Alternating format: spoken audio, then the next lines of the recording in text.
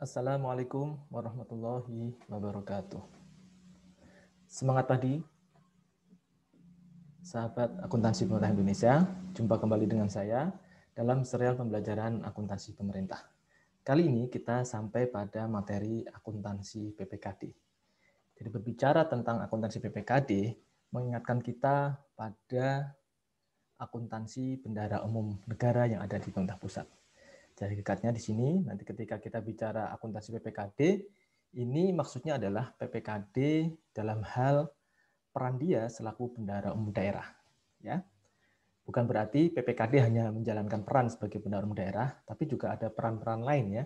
Karena hakikatnya PPKD itu sebenarnya dijalankan oleh SKPKD ya, SKPKD yang dia juga punya dokumen pelaksanaan anggaran seperti SKPD yang lain. Tapi untuk dokumen pelaksanaan anggaran yang berkaitan sama PPKD ini sangat berbeda dengan transaksi ataupun anggaran yang dimiliki oleh SKPD. Ya.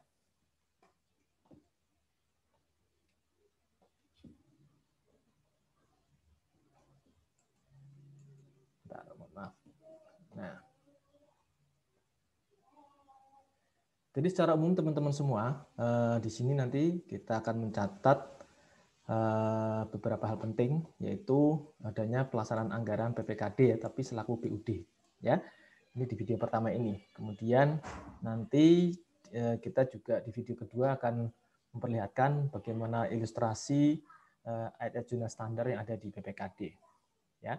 Dan yang ketiga nanti video ketiga ada menampilkan video berkaitan dengan akuntansi PPKD selaku konsolidator dan juga menyajikan adanya transaksi resiprokal ada antara PPKD dengan SKPD ya.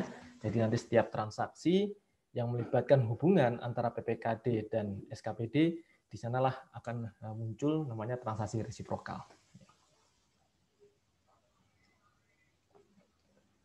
Oke, tadi sudah kita jelaskan di sini. Nah, langsung saja teman-teman semua kita mengulang kembali bahwasanya yang namanya PPKD itu singkatan dari pejabat pengelola keuangan daerah ya. Pejabat pengelola keuangan daerah ini dijalankan oleh siapa? Oleh kepala SKPKD ya, kepala SKPKD ya. Satuan Kerja Pengelola Keuangan Daerah ya, yang bertindak selaku PPKD. Itu fungsinya di sini ada 5 dan kewenangannya di sini ada 9 ya. Berdasarkan pasal 7 PP 12 tahun 2019. Nanti teman-teman bisa baca sendiri ya. Di sini uniknya adalah tugas dari PPKD itu yang unik di sini adalah melaksanakan fungsi bendahara umum daerah ya. Jadi memang berbeda dengan SKPD yang lain, dia punya peran sebagai bendahara umum daerah. Kemudian kalau sebagai BUD-nya ini ya, rinciannya kalau sebagai BUD seperti ini ya. Dari mulai menyusun kebijakan dan pedoman pelaksanaan APBD sampai melaksanakan pencatatan dan pengesahan. Ini seperti yang kita jumpai di dalam bendahara umum negara.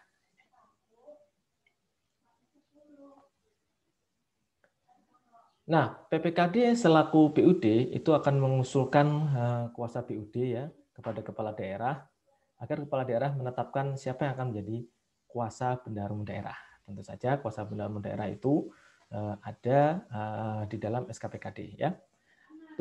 Tugas dari kuasa BUD antara lain apa? Menyiapkan anggaran kasnya, menyiapkan SPD-nya ya, menerbitkan SP2D, kemudian menyimpan uang daerah ya, melaksanakan penempatan uang daerah dan juga melakukan pembayaran berdasarkan PA-KPA dari beban APBD ya. Nah, secara umum teman-teman sudah memahami bagaimana struktur APBD ya yang ada di pemerintah provinsi maupun kabupaten kota ya. Nah, di sini kita melihat ada 3 kelompok besar ya, pendapatan, belanja dan pembiayaan. Kemarin waktu kita mempelajari akuntansi SKPD, di sana sudah terlihat jelas bahwa SKPD itu kekuasaannya mana? Ini PAD, pajak daerah, retribusi daerah ya, 2 ini, kemudian sama layanan PAD yang sah. Nah, sementara yang ini punyanya PPKD. Ya. Kenapa ini punya PPKD? Karena dihasilkan dari investasi. Di mana investasi itu, yaitu investasi jangka panjang, merupakan transaksi pembiayaan yang hanya bisa dilakukan oleh PPKD. Ya. Kemudian pendapatan transfer dan lain-lain pendapatan yang sah ini juga domainnya PPKD. Kemudian kita tahu kemarin di SKPD dia ada belanja pegawai, barang jasa, ya, dan belanja modal. Kemarin di SKPD seperti ini, ya sisanya ini merupakan belanjanya dari PPKD. Kemudian pembiayaan berarti semuanya PPKD. Jadi paham ya teman-teman ya, kenapa dibedakan antara SKPD dan PPKD? Ini menunjukkan adanya pembagian tugas dan fungsi antara SKPD dan PPKD. Nah, tadi yang seperti saya bilang, setelah diringkas seperti ini ya, menghilangkan DPA yang ada di SKPD sehingga tampilannya tinggal seperti ini ya. Nah, mari kita lihat pelan-pelan ya, kalau yang pertama ini hasil pengeluaran kekayaan daerah yang sah kan merupakan dividen ya. Jadi kalau pemerintah daerah punya saham di BUMD ataupun punya sebagian saham dari BUMN atau entitas lain, ketika entitas itu membagikan dividennya, maka Pemda akan memperoleh pendapatan yang disebut pendapatan dari hasil pengelolaan kekayaan daerah yang dipisahkan. Nah, ini masuk PAD, tapi PAD yang dimiliki oleh PPKD. Ya. Kemudian yang kedua, sumber pendapatan terbesar bagi PPKD itu di sini ya. Pendapatan terbesarnya adalah dari pendapatan transfer ya. Baik transfer dari pemerintah pusat maupun transfer antar Pemda ya. Jadi Pemda seringkali mengadakan ini ya, transfer umum maupun transfer khusus. Kita tahu transfer umum itu DPH dan DAU, kemudian transfer khusus itu DAK ya, baik fisik maupun non fisik. Di samping dana transfer yang berupa dana perimbangan ini, ada dana-dana lain ya, berupa dana insentif daerah, ada dana otonomi khusus, dana keistimewaan maupun dana desa. Nah, kalau dana desa ini kita ketahui bersama ini langsung di-store atau dibayar ke pemerintah desa ya, melalui rekening pemerintah daerah ya, tapi langsung disalurkan ke pemerintah desa. Ya. Kalau berikutnya antar pemerintah daerah, kadang-kadang kita juga mendapatkan pendapatan bagi hasil. Misalkan ada pendapatan bagi hasil dari PAD-nya provinsi ke kabupaten kota, atau mendapatkan bantuan keuangan, ya. Baik itu bantuan keuangannya dari provinsi maupun bantuan keuangan dari kabupaten kota, ya. Kemudian sumber pendapatan berikutnya yang diandalkan dari PPKD adalah ini ya, lain-lain pendapatan daerah. Ada dana darurat ya, ini biasanya ini dana darurat ini dari APBN ya. Diberikan kapan? Ketika ada bencana ya. Ya kemarin sekarang musim hujan ini banyak bencana longsor, banjir. Nah, di sini ya APBN kadang-kadang mengeluarkan dana untuk APBD di daerah yang bersangkutan ya. Kemudian juga dana hibah ya. Kalau hibah sih bantuan yang tidak mengikat ya, baik berupa barang jasa maupun berupa uang tunai yang diterima dari siapa saja ya. Yang penting di luar pemerintah daerah. Kalau di sama pemerintah daerah nanti namanya bisa jadi malah bantuan keuangan ya. Tapi ini kalau hibah seperti ini ya. Bisa juga kita terima hibah dari pemerintah pusat juga bisa. Kemudian kita lihat dari kelompok belanja-belanja yang ada di PPKD. Satu ya belanja subsidi ya, ini lagi seru ya. Nah, di musim-musim pandemi ini belanja yang banyak keluar ini ada 3 ini, ada belanja subsidi, belanja bansos, belanja hibah, ini pasti banyak sekali ya. Nah, apa itu subsidi? Subsidi itu suatu belanja yang dikeluarkan untuk siapa? Untuk BUMN, BUMD, dan atau badan usaha milik swasta ya. Dalam rangka menghasilkan produk barang jasa agar harganya itu bisa dijangkau oleh masyarakat. Jadi memang uangnya itu diserahkan ke badan usaha untuk menyelenggarakan penyediaan barang dan jasa ke masyarakat supaya masyarakat bisa lebih menjangkau gitu ya. Jadi memang subsidinya memang tidak langsung ke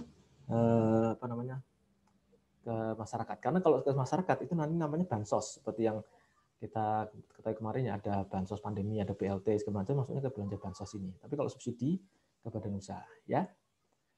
Nah, ini tentu saja tata caranya nanti juga dipastikan governance-nya bagus, perlu diaudit ya. BUMN-nya, BUMD perlu diaudit oleh kantor akuntan publik sesuai dengan ketentuan perundangan ya.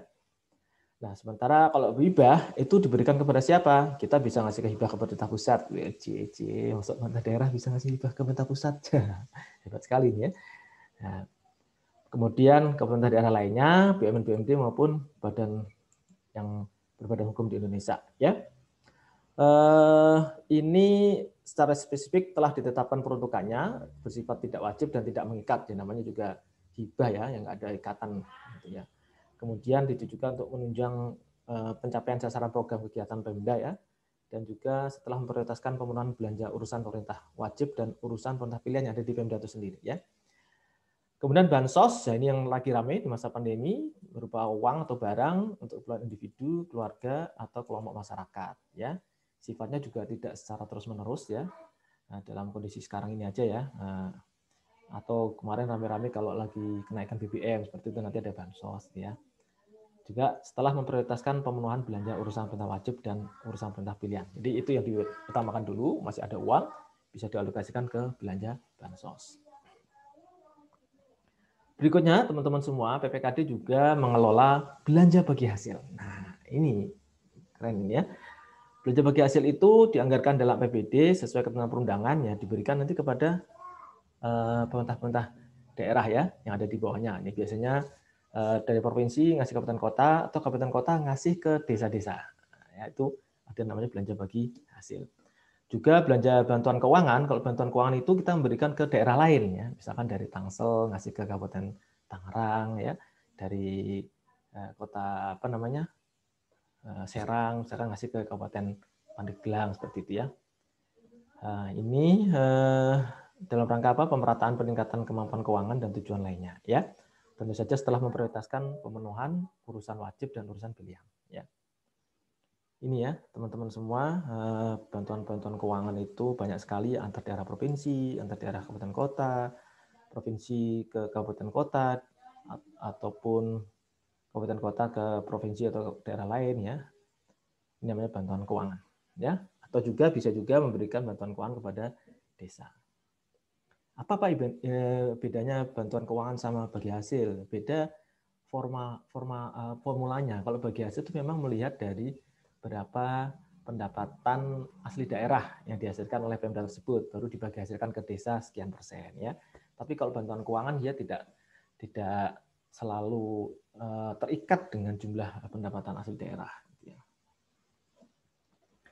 Nah, yang tidak kalah menariknya adalah ada belanja tidak terduga ya. Di sini merupakan pengeluaran anggaran atas beban APBD untuk apa? Keadaan darurat ya, termasuk keperluan mendesak ya, serta pengembalian atas kelebihan pembayaran dari penerimaan daerah tahun sebelumnya. Ini adalah untuk mengembalikan juga pendapatan di luar pajak ya, yang atas pendapatan diterima di tahun-tahun sebelumnya. Itu pakai pos ini belanja tak terduga. Makanya SKPD kalau ada restitusi retribusi dari tahun sebelumnya dia nggak bisa tuh karena nggak punya pos belanja tak terduga ya. Kemudian ke keadaan darurat itu seperti apa, keperluan mendesak seperti apa, ini ada kriterianya ya.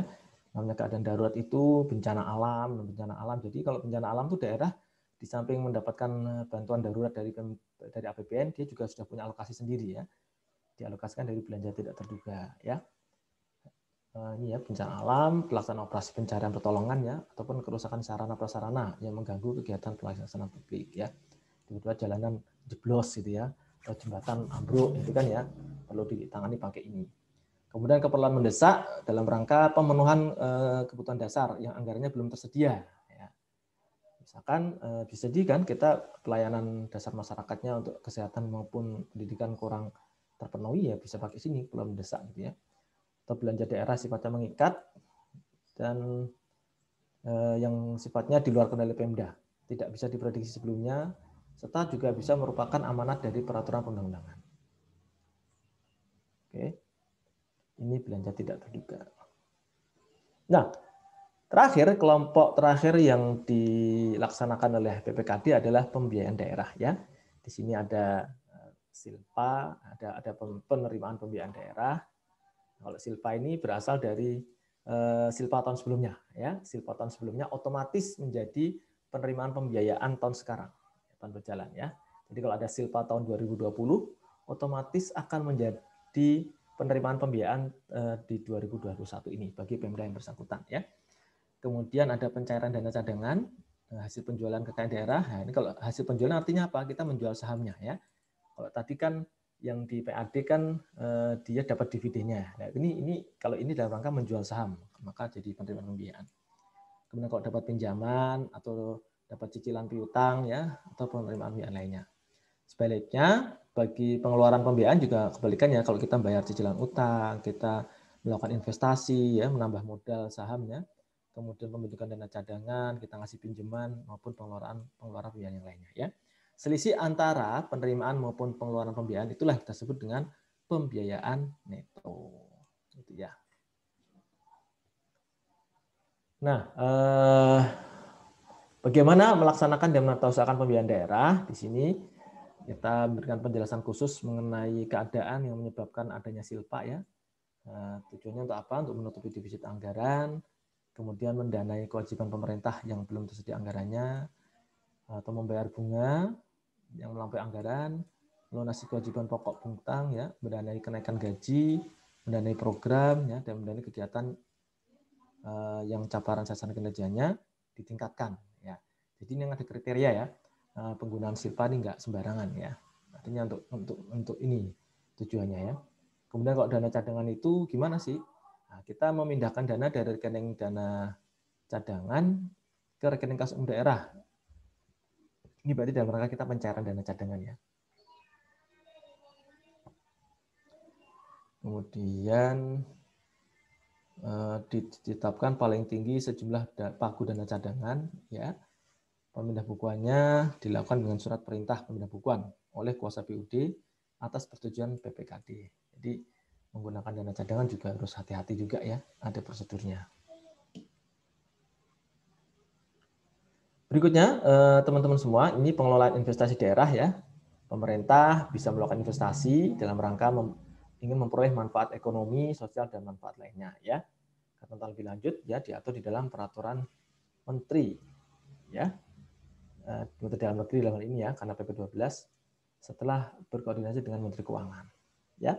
Kemudian pengelolaan barang milik daerah juga bisa melakukan pengelolaan BMD sesuai ketentuan undangan ya.